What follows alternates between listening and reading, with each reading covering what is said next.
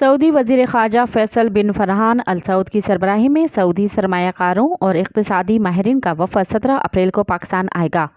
وفد Rico deck, دیا میر بادشاہ ڈیم، چھوٹی آئل ریفائنریز کی توسیع سمیت مائننگ اور سیاحت کے شعبوں میں $5 ارب کی سرمایہ کاری کے لیے میٹنگز کرکے روڈ میپ طے کرے گا۔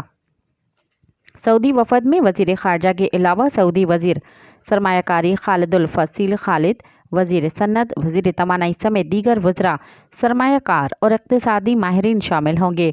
2 ہفتے بعد مئی کے پہلے یا دوسرے ہفتے میں ولی عہد محمد بن سلمان کی بھی پاکستان آمد متوقع ہے، جن کی آمد پر سرمایہ کاری کے منصوبوں پر باقاعدہ معاہدوں کو حتمی شکل دے کر پاکستان میں سعودی سرمایہ کاری شروع کر دی جائے گی۔ مزید خبرن ऐं तफ़सीलात लाइ विज़िट कयो असांजी वेबसाइट www.awamiNewsHD.com ऐं ॾिसंदा रहो अवामी न्यूज़ HD।